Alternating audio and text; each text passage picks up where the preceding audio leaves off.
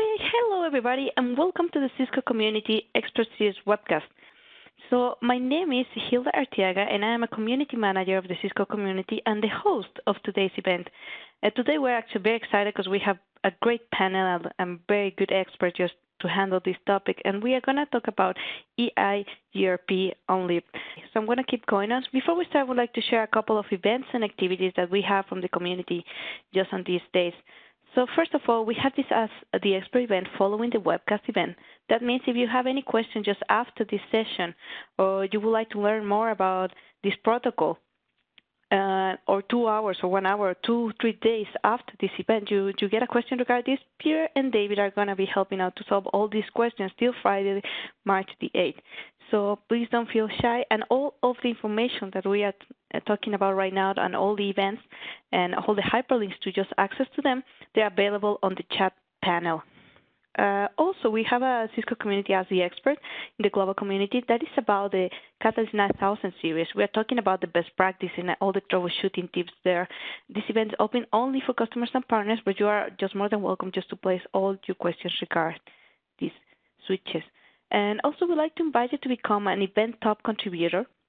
And that means that you participate a lot. We always recognize people who are on the community, and we award them with different kind of prizes, from Cisco designated VIPs to Hall of Fame. And well, many people ask me, so how can I be awarded? How can I get like a recognition or an award? Well, first of all, the first step is just like, please help us out to participate, and also help us out to recognize people who participate. That means rate the content. On the community, you have the option to rate the content with a helpful vote, which is actually a very easy thing to do. It just looks like a star, just like the one you're looking on the screen right now.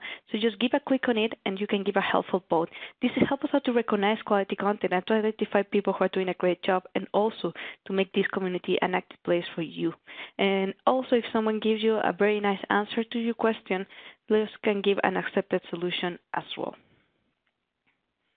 And well, so to start everything here, I have like a great panel, as I mentioned before. And because we have a lot of great content, I'm going to be very brief. So we have Peter Paluch, which is a Cisco customer support engineer. He focuses on data center and switching technologies. He's actually a Hall of Fame here in that, which is one of the elite recognitions that we have on the community. And he has done a lot of things, graded a Cisco Press book. He has been a VIP from CLN and many other stuff like that. So if you want to have more information regarding Peter, I invite you to have a look to his profile on the community, or just even on Google. You can find him out. And also, we have a David Peñaloza say had. So David is a Cisco designated VIP from the Cisco Learning Network, also a Cisco champion, and he is a senior network consulting engineer in Veron Enterprise in the Czech Republic. So both of them are great experts. So if you want to learn more about them, I really invite you to have a look on the internet regarding them. And thank you very much, Peter and David, for being with us today. Okay, and we have also a great question manager. His name is Elvis Arek. He's a customer support engineer at the CX team in Mexico, and he has also a very great career. He has been a Cisco Learning Network VIP as well, has provided a lot of sessions in Cisco Live, and he holds a CCI in routing and switching. So also, if you want to have more information regarding him, you can find him on the internet as well. All right, so for all of you who want to have a deep look to the presentation and all the details that Peter and David are providing to this session, you can have a look to the presentation on the community. So the link to access and to have a look to this presentation is going to be available on the chat panel. So for all of you, also would like to remind you, like, you can submit your questions at any time. It doesn't matter if Peter is talking or David is talking. Like, we have Elvin helping out to solve all of your questions. And we would like to ask you to please do that on the Q&A panel rather than on the chat panel, because in that way it's easier for us to manage the question and provide an answer to you. Please use the chat panel for any issues that you are having, like, I cannot see the screen, my screen freeze, or I have no audio. And well, just finally, we have a new WebEx Event Center. So for all of you who haven't seen this one before, so I just want to clarify this. At the middle of the screen, you have like a menu. It's a wide menu. It's a drop-down menu. So if you click there, then you can have a look to the presentation that is uploaded to this WebEx session, and you can also click out on Peter's sharing his screen. So once I finish this, Peter is going to share his screen, so please make sure that you pick up Peter's sharing his screen so you can follow up this session. Otherwise, you would see the presentation that is just stuck there. All right, so I hope you learn a lot from this session. We have great experts, so please learn and enjoy a lot this session. Peter, welcome. Thank you very much, Hilda. Thank you for the wonderful, wonderful introduction. Okay, switching over to my sharing and verifying that you can see my screen now. All good. All good, wonderful. Good morning, good afternoon, good evening, everyone. Once again, my name is Peter, and I'm currently working at Cisco as a Cisco support engineer in the DC switching tech. And today, with two of my dear friends, David and Elvin, I'd like to talk something about EIGRP, which happens to be a routing protocol that has a long history. And despite that, well, over this long history, there are still things about it that are new, and lots of things, since it's a very specific protocol, that can also be misunderstood. And during the session, I would like to talk about the typical things that are making it work, tick, and operate. I'd like to also have a look at a couple of the features that have been added lately, features that you might not be quite aware of. I'd also like to give a couple of troubleshooting tips and tricks, and time permitting, I would love to also give a demonstration of some of the topics I'll be talking about. And pardon me about this window. I'll try to move it away. All right, let's get on. I'd like to tease you for a moment. You know, EIGRP has been often marketed as a hybrid protocol, saying this an advanced distance vector protocol or something. And when it boils down to what does it actually mean to be a distance vector or link state, my question to you is, when you hear the term distance vector, what is the proper explanation of this term? Is it an array of known routes and their metrics, or is it the metric distance and the direction the next hop? Which one of these is correct? Please click on the answer that you believe is correct now. I'll just give the audience a couple of seconds of time. Regarding EIGRP Origins, it originally came in Cisco iOS around 1992, and it was marketed as an enhanced EIGRP, with EIGRP being its predecessor. The truth is, though, that EIGRP has retaken very little from the EIGRP. It has retaken the style of the metrics and the computation of the overall path, but that's also where all the similarities end, because the machinery under the hood, the mechanics, how EIGRP works, is extremely, extremely different, and there is almost nothing else retaken from EIGRP. So what is EIGRP really? It is an advanced distance vector IGP. It's not a hybrid, regardless of whatever may be out there, because what we send out is simply a list of networks and their distances. You cannot know how the network really looks like simply by looking at the EIGRP working database. So this is definitely a distance vector. But yes, it has a set of wonderful and very original ideas that make it work very fast and loop-free at every instant. Initially, EIGRP was a proprietary protocol covered by several patents. Since 2013, it has been also described as an open internet draft, which has made it eventually into an RFC 7868. EIGRP tries to describe the network using a metric that is comprised of 4 distinct components. We'll be talking about them later. As opposed to EIGRP, the EIGRP is event-driven. It doesn't run by timers. Rather, after initial sync, it only sends up information about network changes, so there is no periodic signaling. Since routers need to establish adjacencies, they also need to exchange data reliably. And since we also need to do reliable multicast, for which we don't have a standard protocol, EIGRP uses its own transport protocol, which is called the Reliable Transport Protocol for reliable unicast and reliable multicast. You know about the IPv4 and IPv6 addresses being used with EIGRP. This is more for completeness.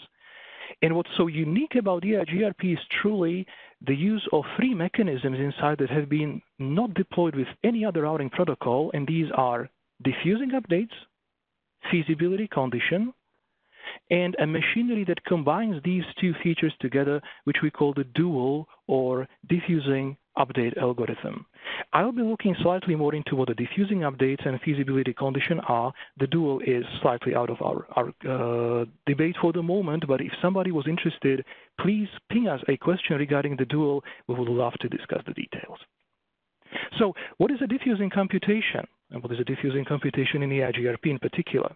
Technically, a diffusing computation is a process of distributed computation in a network where multiple nodes cooperate on computing a single result. For EIGRP, the diffusing computation has the task of a coordinate search for a replacement path to a given destination. A diffusing computation grows by sending queries and shrinks by receiving replies.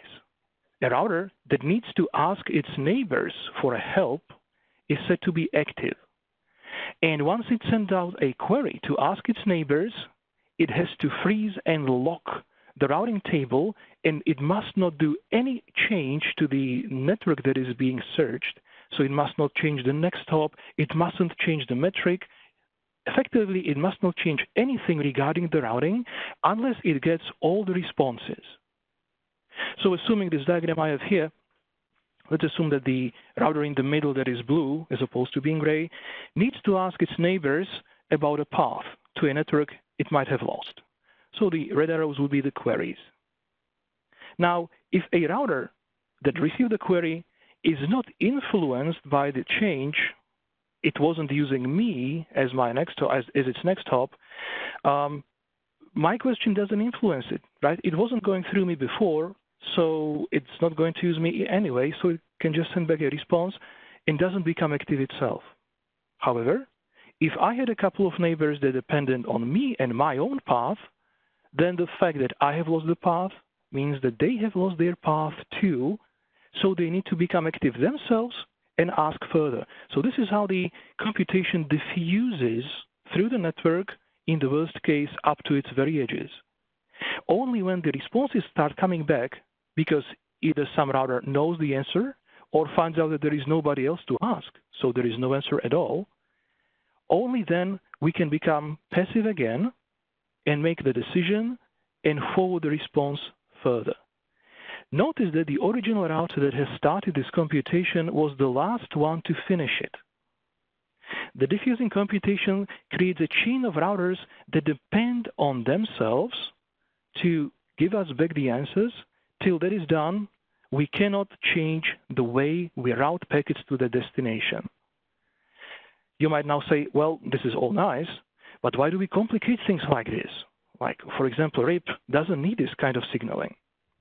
The answer is that the routing loops that occur as a part of convergence in network are created because routers act on outdated information. The fact that I know about the topology change doesn't mean that my neighbors know too. So the moment I lose a next hop to a network and look across my neighbors, yeah, they may say something about the network, but I don't really know. Do they also know that I've lost the destination? Is the trick dependent on me, or do they use a different path? I don't know. So I involve them in a coordinated way. I ask them, guys, I've lost the path to the network. If you take this into account, can you give me a replacement? This is what is being done with the query.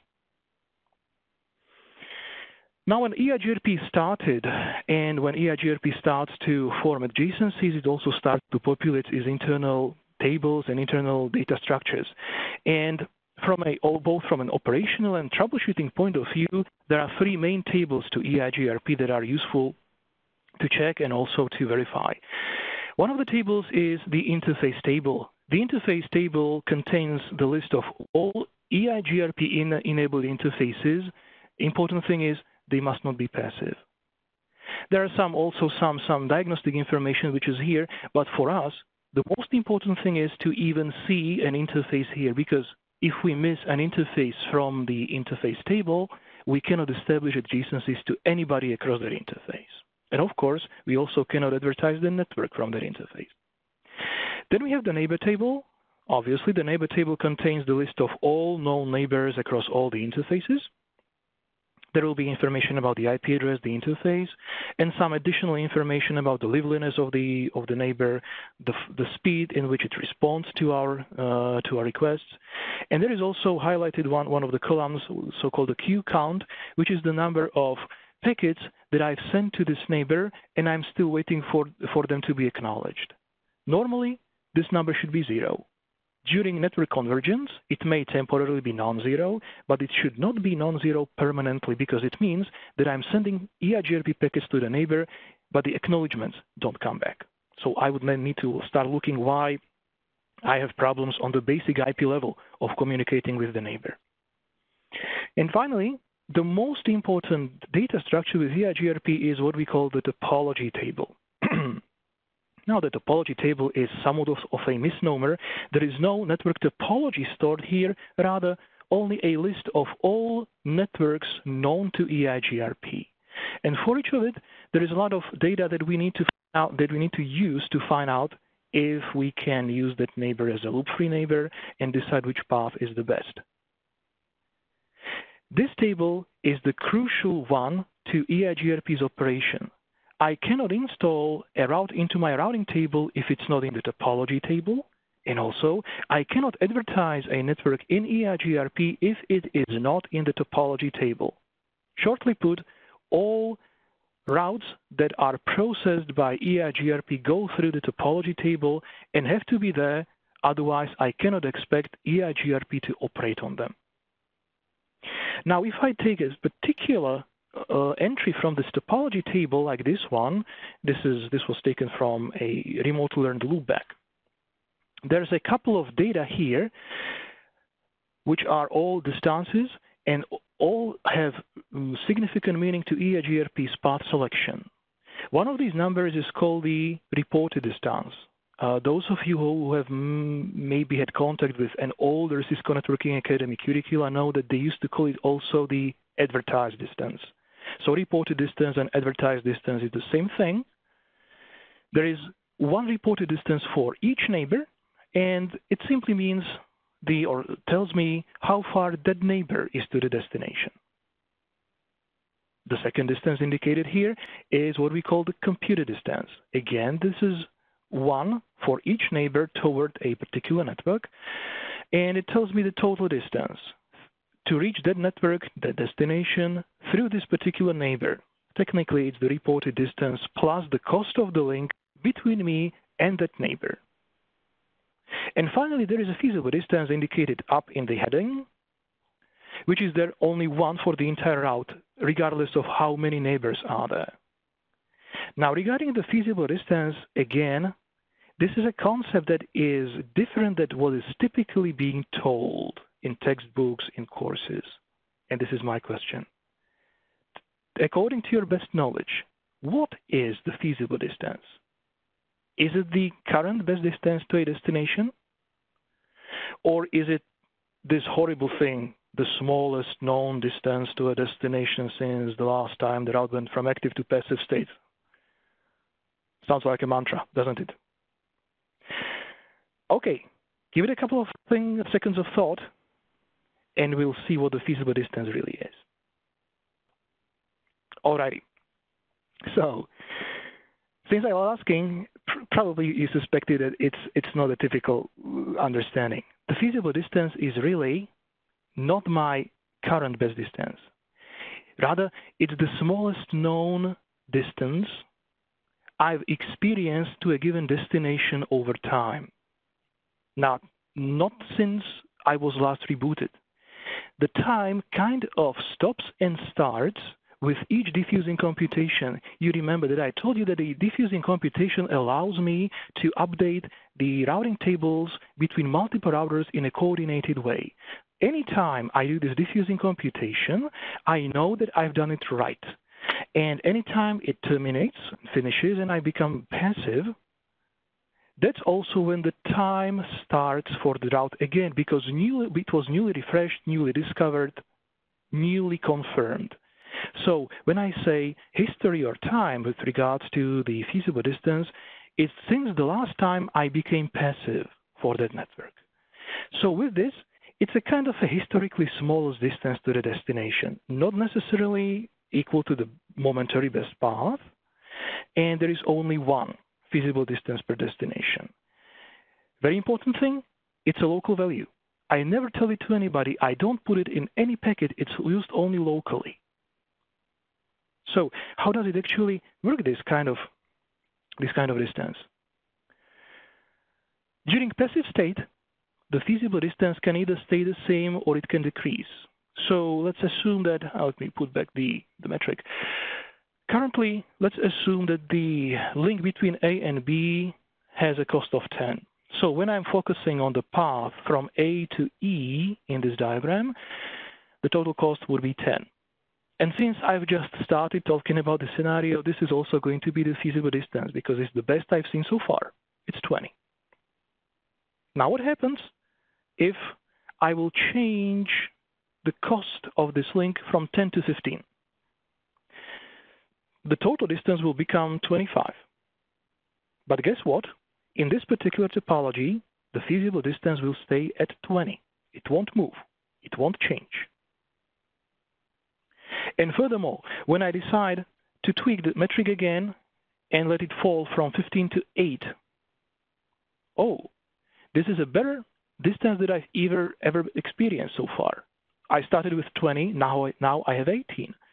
This will make the feasible distance drop to 18 as well. Okay, lots of talking. Let me show this to you on a topology. This topology I have here, RTR A to E, is exactly the one I had in the diagram. Now, what I will be focusing on is the entry named 10.255.255.5. It's the fifth router, so the router E. It's the loopback on it. Momentarily in my topology table, I can see that I have one successor, and this is the neighbor B. I have one feasible successor, which I will be talking about a little later. This happens to be the router C. And there is my neighbor D, which I don't see here because it doesn't pass the feasibility condition. I could see, though, if I pulled out all the information, including the all links keyword. And then it shows here as this entry. Momentarily, the feasible distance is this horrible number. And it happens to be also the total metric or the computed distance through my best neighbor. All good. Now, my scenario said, what if the link between A and B changes the cost from 10 to 15? Okay, let's go and do that.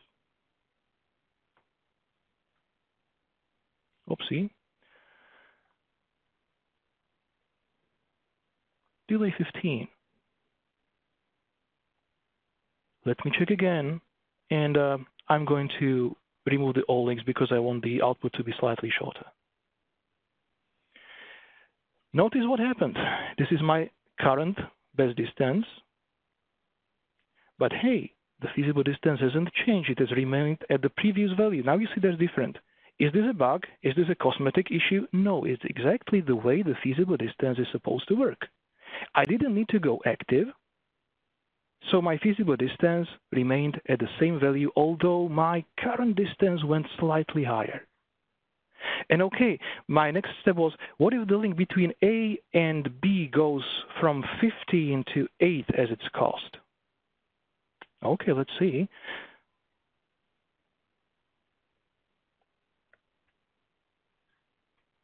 Let me pull the output again.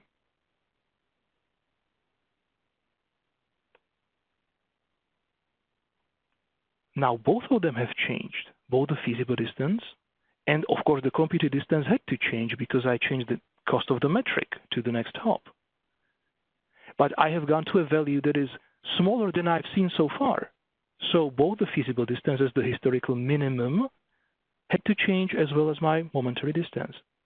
And what happens if I go back to the original delay of 10 that was there from the beginning? Here, 1 delay 10. Oops.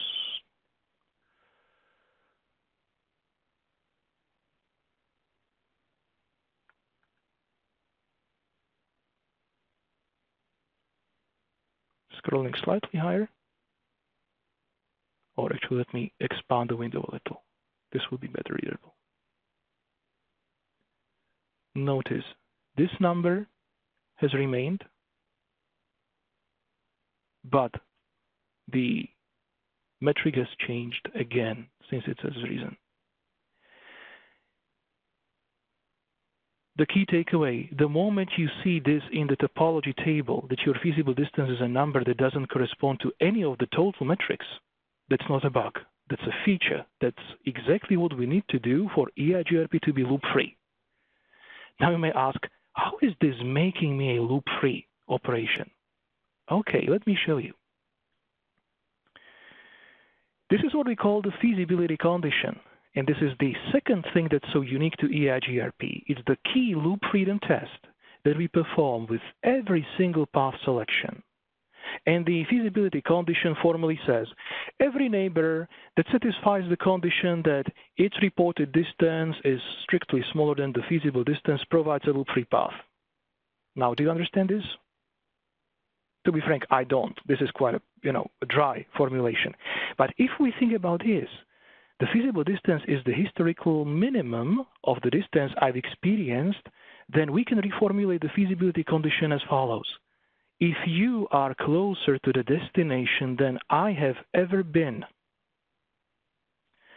your path cannot possibly traverse back through me. If you are closer than I have ever been. Now you may ask, and why does this work? Okay, let's make an example. Now, I'm not a router. I am a jewelry owner, jewelry store owner. I buy and sell diamonds, and I make a living out of it. I have never, ever in my life sold a diamond for less than $10,000. And just recently, I've actually risen my prices, and I've started to sell the diamonds for $13,000.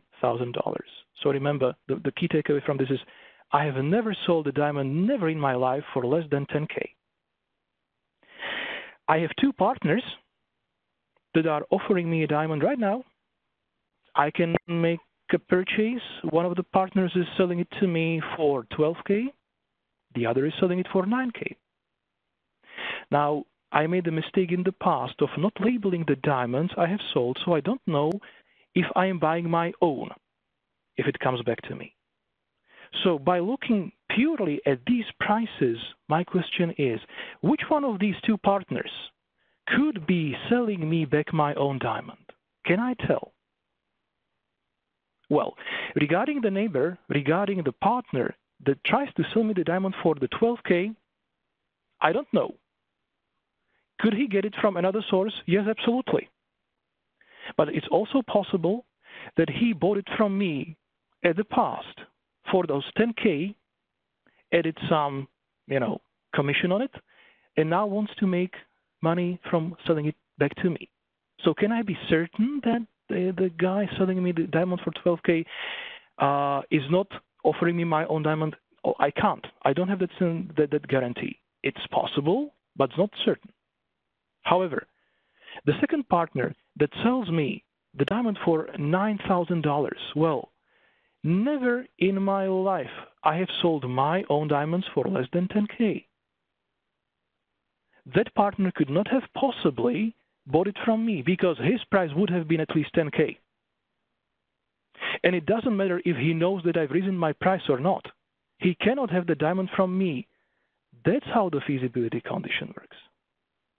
If my neighbor's route, the last distance I know, is smaller than I have ever been, then regardless of if that neighbor knows or not that my distance has risen, he hasn't been using me in the past.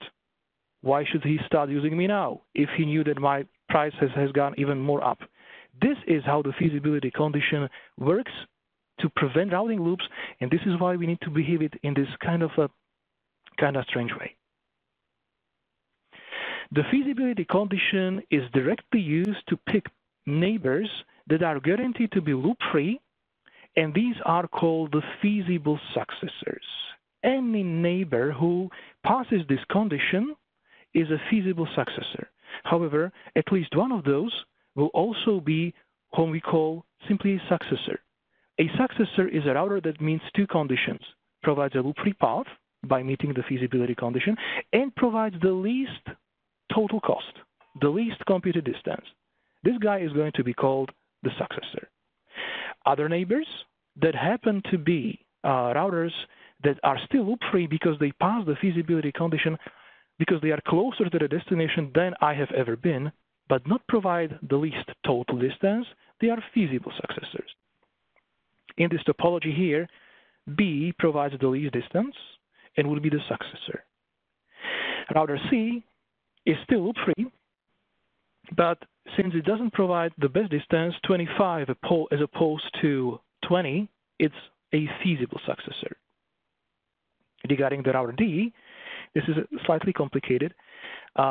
D doesn't pass the feasibility condition because his distance of 30 is not less than my feasible distance of 20. So now what? If we analyze this topology and try to think about how D is really routing packets, then we kind of see that D is not using A to get to E.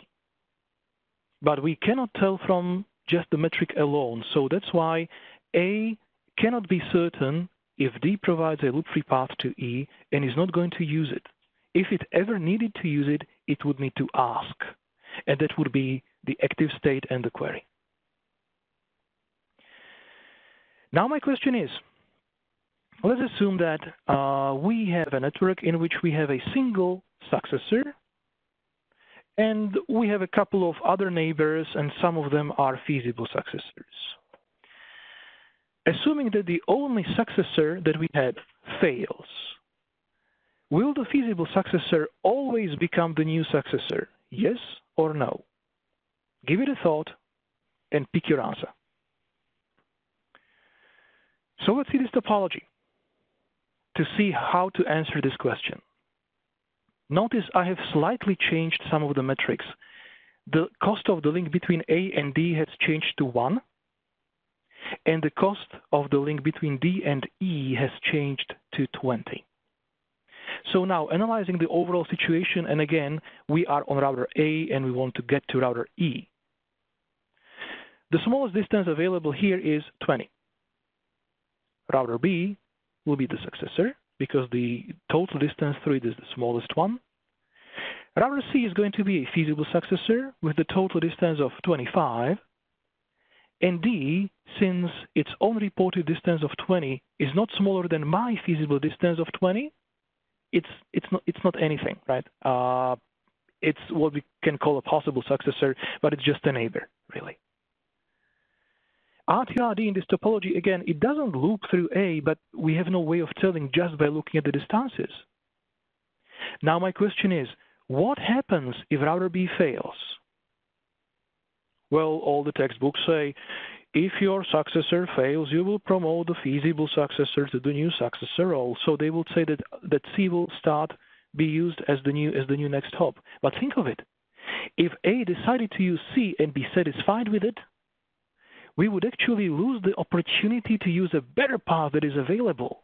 And there is a better path available through D for a total cost of 21 as opposed to 25. But how to do this? What really happens is this, assuming B dies. So, the router A will acknowledge that B is dead, and the death of my next hop is represented as raising the total metric to infinity. A will go through the topology table, and it will find out that the neighbor that provides the least metric after B died is D. We're not looking for a feasible successor at this point. We're looking for the neighbor that provides the smallest distance after processing the topology change. And only after picking D, we will find out that D does not meet the feasibility condition. Therefore, for A to verify if D is looped or not, it will need to send a query both to C and D, and in this query, it will simply say the destination E has become infinitely distant to me. This is what the query will contain. What are C and D going to do? Well, neither C nor D are using A as their next hop. They don't care. The fact that A has lost the path doesn't influence the way C and D are reaching E. So C will respond with 10, D will respond with 20. When this is done, A can reset the feasible distance that was still on 20. Remember, it was down. And now can set it to the newly found distance to the path, which happens to be 21. And now can use the router D as the new successor. And guess what? Router C has been and has remained a feasible successor only. Yeah, this can be slightly shattering the idea about how we use the feasible successors. The thing is that the way we pick successors and feasible successors is really a product and byproduct of how the feasibility condition works. But we cannot ignore the possibility of using the shorter path if there is available, but in that case, if we're not certain it's loop-free, we need to ask. So just because a neighbor is a feasible successor doesn't mean that it's always going to be used when the successor fails. And just to prove the point, again, please let me go to the topology I had before and try to emulate this to see how this actually works. I will need to tweak the metrics a little because I need to change the metrics I had toward the link D. So I mentioned that the link from A to D, which happens to be my interface 03, needs to be on the delay of 1. And on the router D, I needed to change the metric of the interface that goes to E to 20.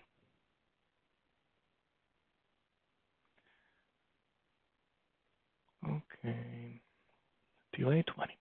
Okay, let's give it some time till it converges. Show IP EIGRP topology. And again, what I'm looking at, actually, let me, if you don't mind, since again, we have the history following us and feasible distance is historically dependent. Let me just do clear IP EIGRP neighbors to reset all the distances, relearn all the routes again. Don't do this at production. And again, check how the path look like. Let me pull out all links that you know that, pardon me, we still need to look into. Now notice, and this I'm going to highlight what I'm interested in. As I said, we have the best path through neighbor B. This was the 20.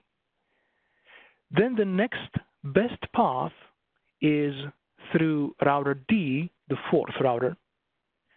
But if you compare the feasible distance and the computed distance, this guy doesn't meet the feasibility condition. And finally, we have the router C, which is, however, providing a worse distance than the router D.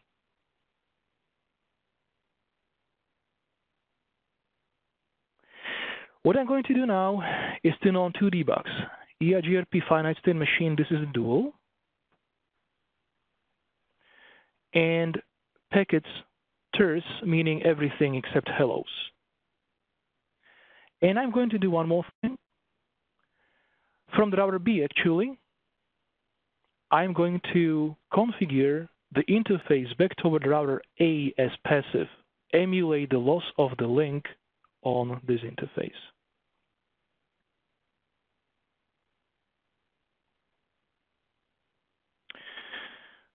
That's interface E01, passive. Now, magic happens here. And how to read it. So one of the topology changes we received is also this speculation. Find feasible successor for destination 2, 255, 255. Oh, my bad, this is 255.2. I wanted 255.5. This is router E. Here we are.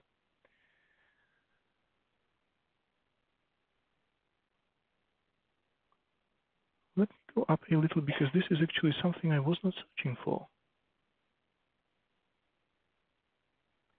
This is what I needed. So we needed to find the feasible successor for this destination. Now notice how the metrics are displayed. Since I've lost the neighbor B, number 2, the metric displayed there is a horribly high number. This represents the infinity. Now we have router D, router 4, which has a certain distance. Router C, which is the router 3, is a slightly higher distance. And the one providing the least one, router 4, which is router D, not meeting the feasibility condition. That's why we have the comment displayed here, not found, which should really have been on a new line, just the new line is missing, because the minimal distance is this. It just doesn't pass the feasibility condition. So what's going to happen? We are going to go active, which is against what's typically being said about the use of feasible successors. We will go, we will ask, and we will get a response for this. I'm not going to read the rest of the debugs, but this is important. We have gone for active for a destination feasible successor. Why? Because there was potentially a better path available that just didn't meet the feasibility condition. So we needed to be sure. That's why. Getting back to the slide deck, with all due respect, I'm going to skip this slide here because it just summarizes what I said regarding the best path selection. Always go for the shortest path, and when you have the neighbor providing it, check if it meets the feasibility condition. If so, you're free to use it. If not, go active and check. So far, I've been talking about EIGRP metrics as nice, neat, not small, but still kind of single numbers. You know very well that in EIGRP, the metric is really a combined value, combined of multiple component metrics. And each route, if we pull it out with more detail from the topology table, is going to say or tell us 6 different types of metrics, which are going to be the bandwidth, delay, reliability, load, and MTU. Now, regarding the bandwidth, it's always taken as the bottleneck or the smallest minimum bandwidth along the route to the destination. And the smallest bandwidth is based on the bandwidth commands on the interfaces. Then we have the total delay, or sum of all the interface delays. This is again based on the delay commands on the interfaces. Then we can do a minimum reliability, which is taking the reliability counter from an interface, and maximum transmit load, but please be careful. These two metrics, reliability and load, they are only retaken from EIGRP for backward compatibility. But if an interface changes the value of these two parameters, either reliability or load, we are not going to send an update in EIGRP just because they have changed. So they really are only snapshots of their value when we advertise the route, but we're not going to advertise an update just because those two changed. So their usability in EIGRP is really minimal. And actually, if we use them, we could introduce a huge network instability because we would be looking into changing the routing anytime the load changes even by a single step. So we would be swinging on and off between different paths. One would become loaded, the other one would become unloaded, so we would switch over and switch again. Eventually, this would destabilize the network totally. Regarding MTU, MTU has never been used in any way in the path selection. Hasn't been, doesn't seem to be used, but has never been used in any way. And finally, the hop count is used only as a sanity check. It doesn't, again, go into the path selection. Just if the hop count of a route happens to be higher than a predefined number, which is 100 by default, that route will be advertised as unreachable. This goes back to the initial years of EIGRP implementation. Now it doesn't make much sense to use it, but it's still being advertised and carried. The initial EIGRP metrics have been created for the interfaces of their day, But since we evolve into really high-speed interfaces, the original metrics are showing their age. Because the highest distinguishable bandwidth we have is 10 gig, and the smallest delay we can express using those old metrics is 10 microseconds. Furthermore, the computations are done in 32-bit precision, which may not be sufficient for the complex formula that we use for EIGRP metrics.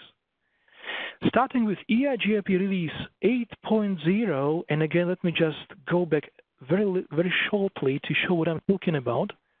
On any router that you have, if you do show EIGRP plugins, you'll get a list of internal components that comprise the whole EIGRP subsystem in iOS. The moment you see a number of 8 or higher here in this EIGRP release, then you know you support the wide metrics. And the wide metrics expand the possibilities of the bandwidth and delay, because the bandwidth can go up to 4.2 terabits, in theory up to 655. The 4.2 is only based on the fact that in iOS, the bandwidth is a 32-bit number itself, so 4.2 billion. That's why 4.2 terabits per second. And the delay resolution is in picoseconds. The computations are all done in 64-bit unsigned precision, and the horrible large numbers you've seen in those bugs I've shown you later, they have been exactly in the 64-bit precision already.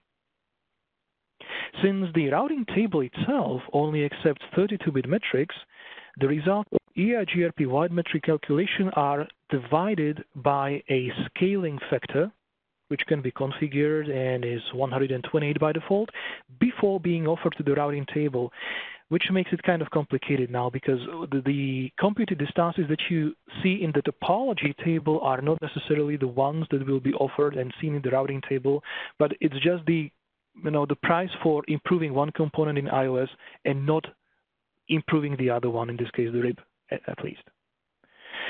Wide metrics are not configured. Wide metrics will simply be used with compatible neighbors the moment you configure EIGRP using the named mode. And since we have been talking about the EIGRP metrics, my next question is, what is the preferred way of modifying EIGRP interface metrics so that you can pick which path is going to be preferred, or which outgoing interface is going to be preferred? Should I modify the delay, or should I modify the bandwidth? And yes, both of them will lead to a similar result, but which one of them is better in your personal understanding? Try to pick one. The truth is, I see bandwidth used quite often, and it's the bad way to do this. There are 3 main reasons why we should not use the bandwidth command to influence EIGRP's path selection.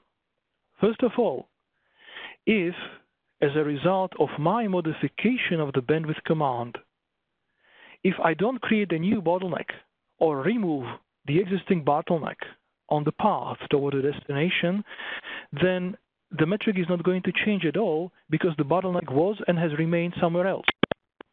So my change to the bandwidth parameter is not going to impact the metric of those routes through that interface. More importantly, though, EIGRP takes its own right to reserve up to 50% by default of the interface's configured bandwidth for its own packets when it needs to send out data. Now, this would mean that if we configure a bandwidth value that is unrealistically low, we will choke EIGRP because it will take half of it and make it even smaller. And on the other hand, if we configure a value that is unrealistically high, then even a half of it may be more than the physical interface's bandwidth. So in times of huge reconvergence, when EIGRP has lots of packets to send, we risk congesting the interface and destabilizing the EIGRP. Plus, lots of other mechanisms in iOS, notably the QoS, the service policies, are looking at the interface bandwidth to know whether we are not oversubscribing or over-allocating the interface. So long story short, don't touch the bandwidth, set it to a sensible value, a realistic value, but don't use it to tweak the metrics. Instead, use the delay, in fact, the way I use them in the lab, because the delay doesn't influence any other iOS component, and it's cumulative, so no matter there is no concept of a bottleneck. the moment you change it, it's taken into account because it sums with the rest of the delays down the path. And by the way, if you do metric tweaks using offset lists or route maps, then what you modify is really the delay component of those EIGRP metrics. So, behind the scenes, this is what has been happening all the time.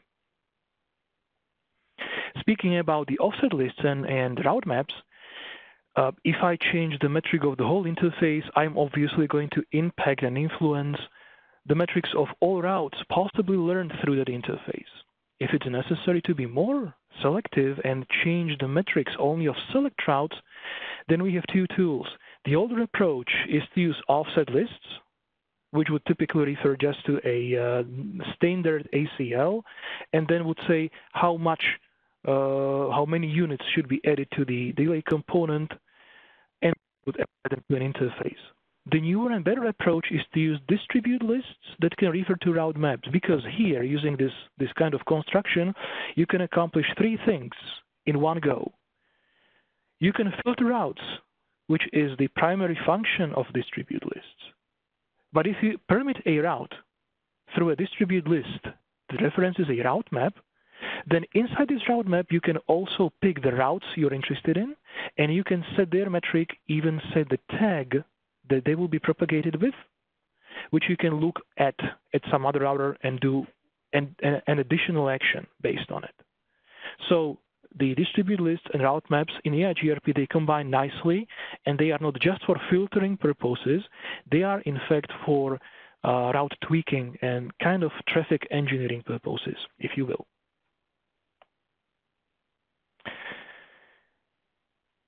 Recently, well, not so recently actually, EIGRP has transitioned in the way it is configured from a classic mode with what we call the AS numbers, the autonomous system numbers, but really have been just a process numbers, to an approach that we call the named mode.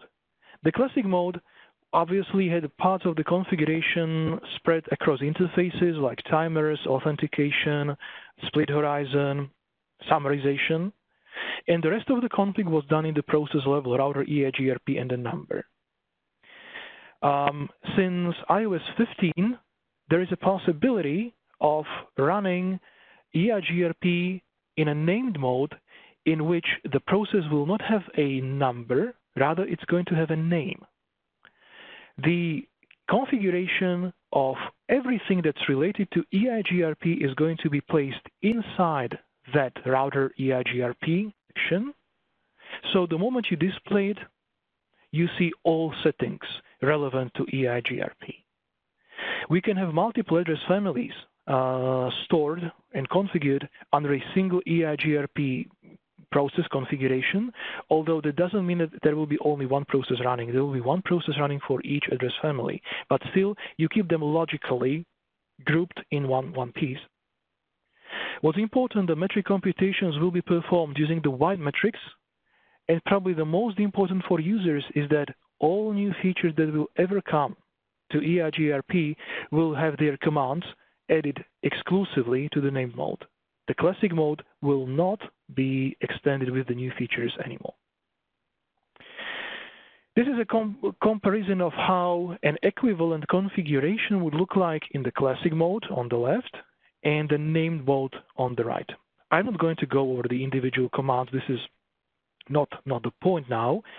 What I want to highlight, though, is only two subsections of the named mode that are not typical to the EIGRP, and those are the AF interface sections and the topology sections. An AF interface section in EIGRP contains all the per interface EIGRP parameters that you want to configure. And it's called AF interface simply to distinguish it from a single interface and the name command, because then it would be ambiguous whether we are talking about an interface, physical one, or about just the parameters of an EIGRP process. One thing that is not shown here is AF interface default. There is such section in any named EIGRP mode, which applies the default settings for every EIGRP-enabled interface. So if you want to enable authentication on all interfaces at one time, if you want to change the timers across all the EIGRP interfaces, you don't need to go interface by interface. Rather, it's simply done on EIGRP AF interface default level. The topology base, this is a section that allows EIGRP to be what we call topology aware. This was once used with a support called MTR, multi-topology routing, and is nowadays used with over-the-top feature, OTP, where you can map a topology in EIGRP onto a VRF and maintain the split of VRFs across a WAN. This is slightly beyond today's topic, but I would love to talk about this more in the Ask the Expert session that will follow this event. Regarding the name mode, there is also a way of upgrading from the numbered mode to the name mode using the EIGRP upgrade CLI command, which will automatically retake all your configuration and convert it into a named mode. This is safe only to one step. After we do all the change and changing the configuration, since we started the named mode, we also changed to wide metrics.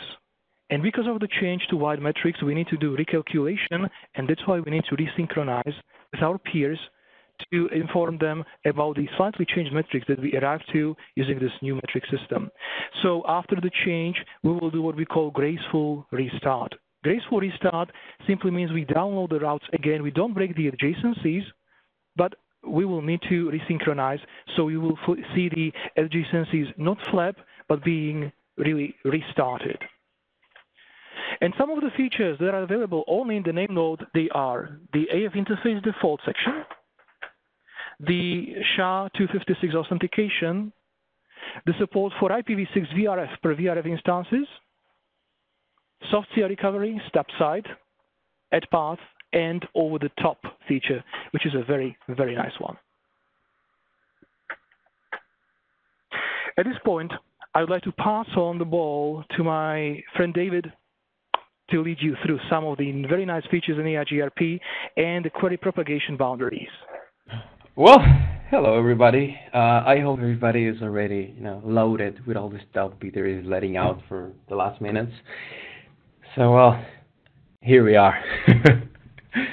So just following what was being discussed before about the propagation of the queries, the replies of the queries, and the way the routers are going to do the diffusing computations to achieve a quiescent state on the topology table. So we need to understand then how far can this query go, right? How far can or how deep can the query get into some point in the network? Why? Because in this moment, when the routers are actually asking, right, the other neighbors for the route that it's lost, they get into the active mode. The more time you are in active, well, it will be less helpful for you, or be less healthy, I would say. So when an EIGRP router goes into active, then it will send a query to the other peers, right? This is totally clear. So this query will be bound by 4 reasons, or by 4 mechanisms. One of them is having the local knowledge of an alternate loop-free path through, which is not learned through the same neighbor who asked you for this path. Which means if I know how to get to the next one, or I know how to get to the same destination through another path, but it's not through the neighbor who is just asking me for it, then, well, certainly I can use it, because that will mean it's a backup path. Another way is if there is no local knowledge of the route because of any kind of filtering, right? Because simply I have no information about it. The third one would be no local knowledge because of route summarization. It's very important to understand that the query will get as far as there is no more information available. There is a wrong belief that the query will stop at the summary in the case of placing a route summarization. This is not right. Actually, the query goes one step beyond the summary. So in the case of our example, we will have a query going from A to E and then from E to F. Because F would be the router not having an idea or having information about the individual components of a summary route, which means that it will literally just say like, dude, I have no idea what the hell you're talking about, so I don't know. But we'll have to get into the point where there is no information available anymore. So it's just to keep in mind that it's one step beyond the summary. And as a last mechanism, well, if there are no peers to query, because I literally have no one else to ask, then, well, I will just not ask, right? So what happens with this, right? Why are we just getting into this right now? We have a common setup. Usually when we're having a DMVPN setup, we are having hub and spoke setups on our one edge module. When we are having a network design, we usually are having the routes, having a couple of hubs, and then having the spokes, and they are, for redundancy reasons, they are dually home to the hubs. But we, in theory, would have a backup path from one hub to another hub through the spokes. But the question is, do we really want the spokes to be our transit? Do we really want the spokes to be the path, to be this remediation for a link failed? We don't. So what we do is we implement one of the features that it's allowing to EIGRP to scale, which is the stop feature. So what happens if I don't if I get this LAN lost in router B? Router B will have to originate queries to all the spokes and also to A. Like, dude, I just lost it, so can you give me a hand there? And then, well, all the spokes would say like, well, I have no idea either, so let me just ask the other guy. So then the queries will go down, and more likely they also will come up from the other spokes to router A, and also router A then will ask them like, hey, but I don't have it. Do you have it? So, it will be just a mess because everybody will be asking for the same, and ultimately nobody will get it. It will be just a huge discussion and just wasting resources and CPU cycles to achieve really nothing. So, how do we get to this moment, or how do we get to this state where the network is going to be, it's not going to be affected for this, or at least the spokes are not going to be used as a backup path, right? We then implement the stop feature. The stop feature will just allow the routers to advertise in their hello packets, hey dude, I'm stopped, sorry. But well, this usually we implement in a spoke too. But I'm stopped, so well, it's pretty much don't ask me anything. Whenever the router whenever the router A or B, any of them, will receive the hello with the stop flag, because there's a flag in the packet, then they will just remove all the remotes from the list of those eligible to receive queries. I mean, they will be just out of any query path because, well, I simply cannot ask them because they will have no idea, right? So they are just allowing the protocol to scale because of what? Because I really don't need to then ask them for something they will not have, and therefore I will not have to wait till the answer comes. It's very important then to get back a little bit to the discussion about the diffusing updates and how it works. I will not finish my calculations until I have got the last reply for the queries I have sent. So if we minimize the number of queries we are sending, we certainly are improving the convergence times, because simply we don't need to wait for somebody else, right? So then this, what will be the behavior of the routers when they are marked stops? They will not advertise any EIGRP learn network by default, anything dynamically learned. There will be no query for them, and they will not send queries anyway, right?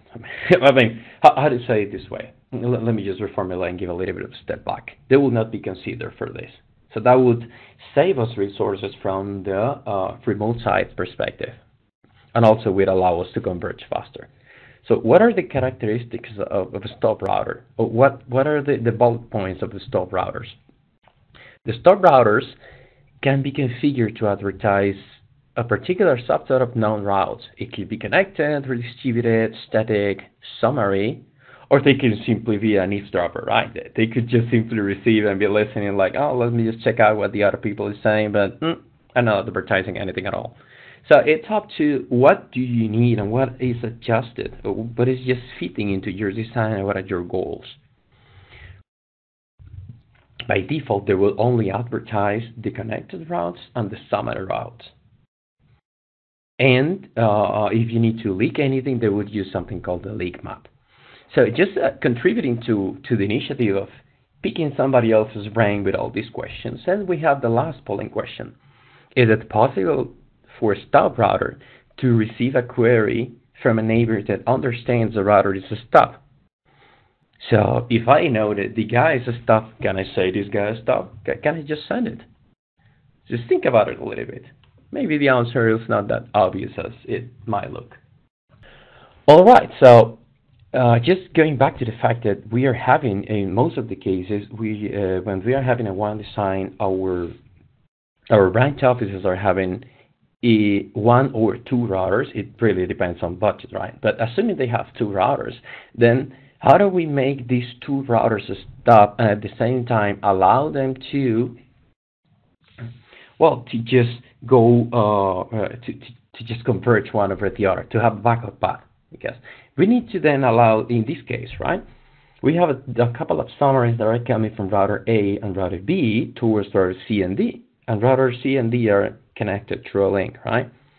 So how do we allow D to tell C about the route coming from the HQ, right? For example, how do we allow C to tell D, right? How do we allow them to discuss and to let the other know there's another route you can use through me? Because it's really not easy to engineer metrics so that they would pass the feasibility condition and then D would become, as an example, a feasible successor for C once the link between A and C would fail. So for this, we use a leak map and identifying. We will just know that both of them are stubs, and using the leak map, we'll then just let them advertise from one to the other the default route that we are sending from the HQ. So that brings us a little bit back to the question we just made, which is if a stub can actually be questioned by another router knowing he's a stub. Yeah, it can. If you have two stubs, so the non-stub routers aren't going to send a query to us because we are identified as a stub. But if the other router asking to us is actually stub, then these rules relax and allowing us to, well, just let them converge and having a backup path just in case this link between A and C fails, right? This is the typical way it was done, or it has been done. You create a prefix list. This prefix list will be just matching the route, and then in a route map you will match it, and after that you will use a leak map matching this route map. But how do we do it in the new software-defined and fantastic way where everything is advanced and a little bit easier? Well, there is something called EIGRP stub size feature, which is from the I1 implementations. So to simplify the configuration, in which we don't need to have this leak map and then matching using a route map and trying to make sure that we are matching the right routes, then we'll just implement the stub side feature. In this case, we are just literally just marking both of the routers as a stub side, giving them an ID, and then we'll mark the interfaces as one interfaces, and boom, we got it. That's a little bit easier though. So both routers will be just identified with this ID. We mark the interface, and what would happen? This tag will be added to the packets we are exchanging, and will be marked as the stub as we know, but then it will just not allow the packet to go out back because it has a tag that is not allowing it. So actually the routes will be just exchanged between them and they will not be allowed to go out. So it will be just contained, which means that our failure domain will just be as small as our site is. So jumping a little bit or pivoting a little bit to another feature that we could have in in EIGRP. When we have EIGRP for IPv6, right? This is an ever-evolving world, which means that we are going to get to IPv6 eventually. And I know everybody is an IPv4 and 192.168.0.1, but well, sadly, we need to move on and get into EIGRP for IPv6, or well, just get into IPv6. So the good thing is that IPv6 is totally supported, and we have a couple of differences, but most of it is just totally, it's just literally it's just like copy pasted from IPv4 to IPv6. We just have a couple of changes there, but they are very similar. The multicast address changes from 224.0.0.10 to FF02::A, which is their equivalent in IPv6. The router ID will remain as a 32-bit value. Very important, it's not an IP address. It has a similar format, it's a 32-bit value, but it's not an IP address. Same applies for OSPF or for BGP. It's an ID. It doesn't have to be a breachable IP. So, EIGRP will use the link local addresses to establish adjacencies and use the next hops. So everything will be just kept from a segment perspective. In older iOS releases, sometimes when you were going to enable, you had to just unshut it because the process by default was going to be shut. But after the new releases came out, then now the process is just turned on by default. And very important to just highlight here for IPv6, there is no classful routing. There is no class A, B, C, D. What we are going to have then, we will not have in first no automatic summarization because of this, and also there is no network command. So the interfaces are enabled, or the process is enabled in a pair interface perspective. So if we move on a little bit, right, we'll have here an example in which we have the same configuration for EIGRP in the classical mode, and in the right side we are going to have EIGRP in the name mode. Note that the difference are just in which sections they are placed inside the router or the process configuration. We don't need to go to each interface to check where is the delay, where is the authentication, the hello interval. We don't need to check if we enable split horizon in the other interface and then get back to my process and then check if I forgot to add something, if I didn't configure the router ID. Everything will be just in one place, to the router configuration mode, right, and the process configuration, and then you will get in a hierarchical way for the process, for the AF interface mode in which you will enable the interfaces, and then the topology base where you would apply all these policies for redistribution and filtering, which is from the process specific perspective. But it's quite important then to see that there are some differences, and most of actually they are positive, right? Because we don't need to jump into several places in the configuration to just get the juice of what we need. Everything will be just in one place and will be just reachable for us. However, it has a lot of positive things, but it has some gotchas, right? There are very specific details for the EIGRP for IPv6 in the name mode, right? As soon as all the IPv6 address families configured, then everything will start running on these IPv6 enabled interfaces. So this is something that needs to be addressed if you really don't want all the interfaces to be participating, right? So you need to then just check, right, if you really need it.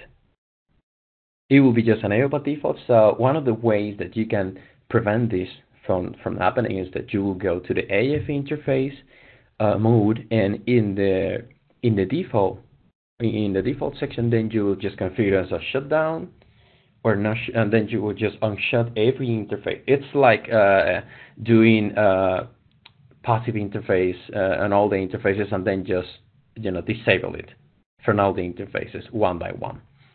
And in the obscure case that you are having a greenfield deployment with IPv6 and everything is addressed as IPv6, you need anyway one interface. It could be a loopback from where the router can get an router ID, or you can just hard code the the the router ID into the process. You would need an IPv4 address configure on an interface so it can really start. The process will not start without it. So sometimes happens that you see people that they configure everything and then suddenly it's like, but this is not working.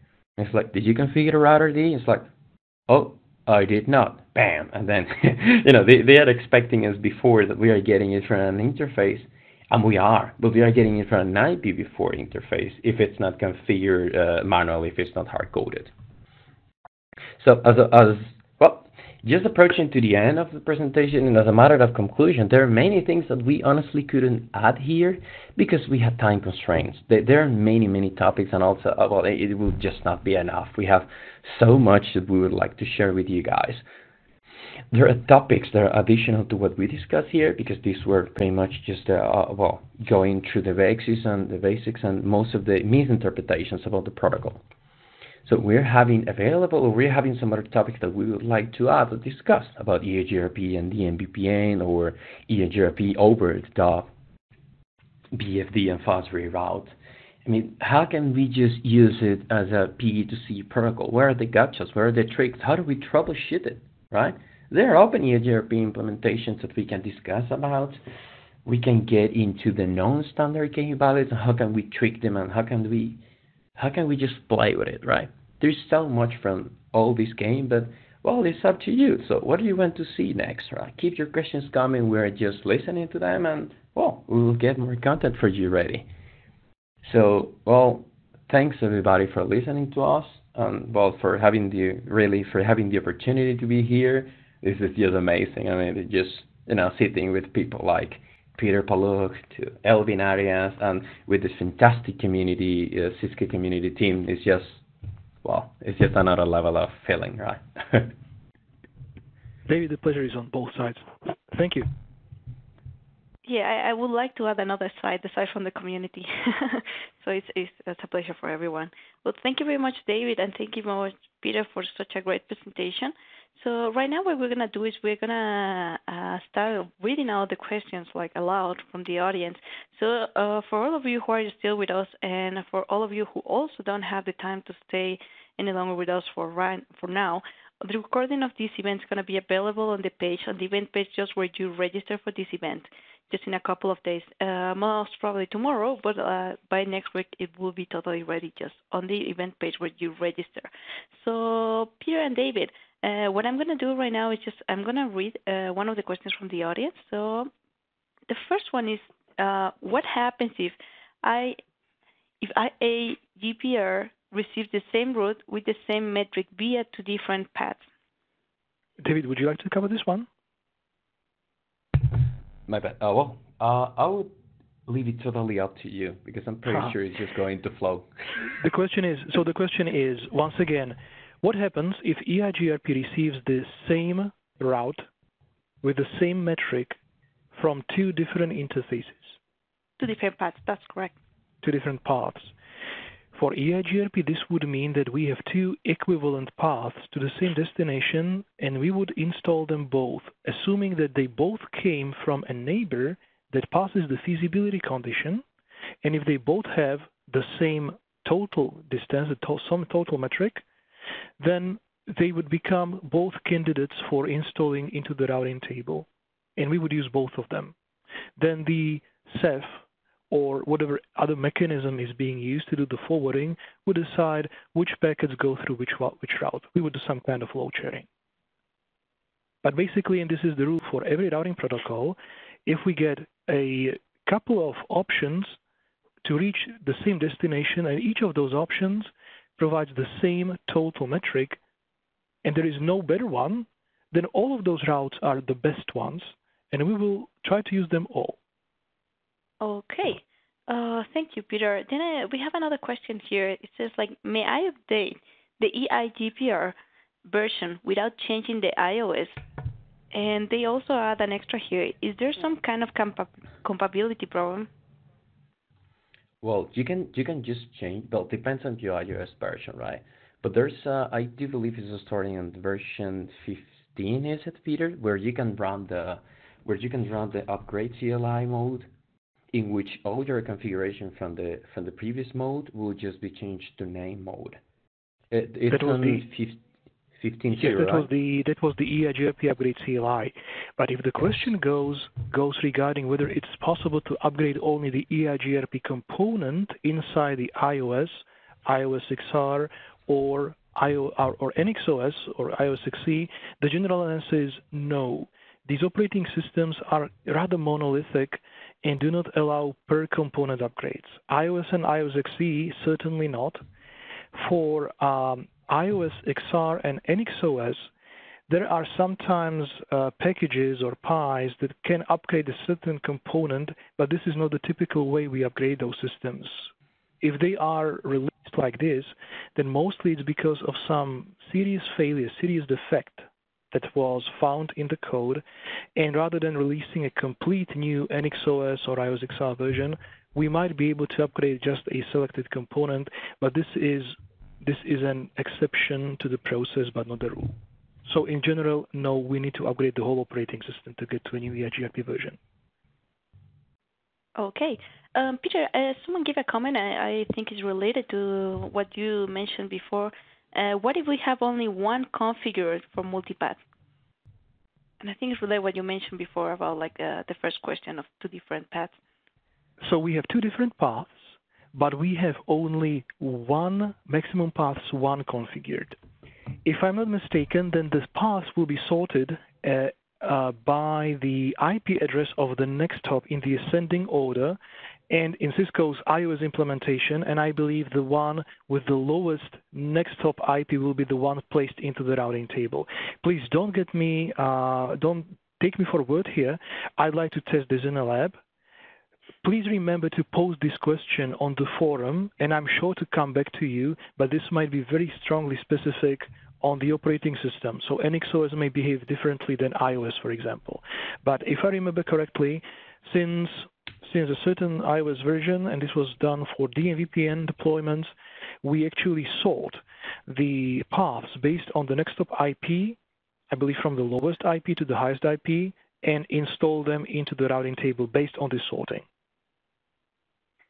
Okay, then we will save that one for the forum. Thank you so much, Pierre, for that clarification. And we have another one here. It says like how EIGRP, will be considered in the new SDN paradigm scenarios. This is a wonderful question. I would like to research more. I can hypothesize, but this is probably going to be just openly thinking. You see, the SDN uses routed underlay only as a tool. So as far as SDN is concerned, the EIGRP will only be a tool providing the basic connectivity, since SDN builds on different communication models like the ACI, in which, by the way, EIGRP has not found its place, sadly. Or one of the the ways we have seen SDNs come in was the idea of centralized controllers in which routing protocols had no place whatsoever. I guess currently what we understand under SDNs is more about the orchestrated environment with the underlay provided by certain routing, and what we get on top then becomes the application intelligence orchestrating different parts. From what I've seen so far, EIGRP has not been reflecting on this environment too much. But this is all I can say, and also I'm taking this as a note to answer in the forum. Okay, thank you very much, Peter. Then we have another one. I understand that this protocol name simplifies the administration, but how do I convince, how he wants to convince his boss the need of the change of this protocol? Like some reasons to really have this protocol. Well, in your that's opinion, pretty cool. How can he like convince his boss to get this? Yeah. Well, first, how do you convince your boss? That's pretty cool. I would like sometimes to do that too. But first, in the name mode, you would then argue that you have a reduced operational expense. You have a less possibility of having a mistake in the configuration. Will be easier to find. You have ease of you have ease of configuration, ease of troubleshooting, at least from the config perspective. Also, you have some other features that are only available in the name mode, like the authentication using SHA, for example. Peter, you want to add something else? Yes, I would like to. There's a lot of things to consider here because the choice of the routing protocol is a major thing. Now, it really depends on the needs and the advantages you can get. If you have a mixed vendor environment, sadly, EIGRP would still not be a way to go because other vendors do not seem to be implementing EIGRP so far. If you have, however, a pure Cisco environment, then, for example, based on how you see it, EIGRP has no hierarchy in terms of areas, backbone, and so on, or it can have as many levels of hierarchy as you want because you can filter and summarize at every single point, every single interface. So if your network is already built in a hierarchical way, you can implement much deeper levels of hierarchy than OSPF or ISIs would allow you to. The convergence time of EIGRP is still unparalleled in comparison to any other routing protocol. So the speed of convergence, and as Donny Savage likes to say, and I'm simply quoting him here, EIGRP supported fast reroute before fast reroute was cool, because we have feasible successors, and feasible successors are exactly what we know as loop-free alternates. EIGRP supports this by design. We also have the variants, the possibility of using the unequal cost paths, although this is more like recycling the byproduct of how the feasible successor works. I would not personally rely on it too much, but it can be a nice thing to also make use of worse paths. And also some of the features that are difficult to achieve with link states, for example, which is filtering on an arbitrary point. All these stub features, which are so difficult to achieve with link states, all this combines in a unique protocol. The question is only, can you make use of it? This would be my answer. Okay, so I'm just going to read aloud the final question since we are already like on the time. And is this protocol a good use case for VPLS? For VPLS? Yes. What I would need to clarify is whether we want to run it over the VPLS or whether we need to support the infrastructure on which VPLS services are going to be provided, because these are two different things. As far as running EIGRP over VPLS, this is no problem, because we see the VPLS simply as a switched VLAN. This is what VPLS is to us. In terms of whether we should run EIGRP in the underlay on which we provide VPLS services using MPLS technology, technically there is no reason against it. However, networks that run MPLS are also looking into MPLS traffic engineering tools. Not often, or not always, but maybe often. And this requires the use of a link state protocol, so OSPF or ISIS. So if we were talking about running EIGRP in this underlay network that will then deploy MPLS, and using MPLS it will implement the VPLS service, then this might get a little limiting, because at some point in the future you might want to transit to MPLS TE, maybe segment routing, and for these, EIGRP as a distance vector is not designed for, because it cannot carry the topological information. So then there you might be facing issues. So the answer for the underlay is not that clear. It might be actually not a good choice. Really, EIGRP is an enterprise protocol. It's not really SP-grade protocol. It was designed with a different goal in mind. Okay. Well, thank you very much, Peter, and thank you much, David, and thank you much, Elvin, as well, who has been answering lots of questions during this session. And thank you, everyone, for being with us today. We hope you have learned a lot. This has been a great session, and I think you have noticed that. And, well, we're going to finish this session, so just to complete, if you have any further questions, please keep in mind that Peter and David will be answering them till Friday, March the 8th. And also for those questions that we are unable to solve during this session, we are going to post the answer there. Or for those ones who need deeper information, just as Peter want to validate information or review them, they are going to be just right there on the Ask the Expert event. The link to that event and anything else that we're going to mention right now is going to be on the chat panel. And also, we like to have a look at the social media channels. We are on Twitter, we are on Facebook, on YouTube, on LinkedIn. For all who have like the Cisco Technical Support application on their mobile devices, you can find us there as well. We have news about future events, upcoming activities, and things related to the community. And also for all of you among the audience who speak different languages, we have events like this in the local languages like Spanish, Portuguese, Japanese, Russian, and Chinese. So you can find events like this, information, documents, and even solve your questions on that language. And also, if you're looking for further IT training, then the Cisco Learning Network, they are always providing webinars like this. So please have a look to everything that they have so you can improve your knowledge. And finally, for all of you, we have a survey coming out after this session. For all who fill this survey out, you can redeem a 35% discount with Cisco Press. That means you can have a Cisco Press started with a 35% discount. And finally, please don't forget to fill out this survey. It helps us to understand like how are we doing and what kind of the topics you would like to hear in future and further events. And thank you so much, and we wish you have an amazing day, and we see you on the next event. Thank you, Peter. Thank you, David, and see you next time. Thank you, Elvin. Thank you, David. Thank you, Hilda. Thank everybody. Have a nice day. Thanks, everybody. And Elvin. Thank you.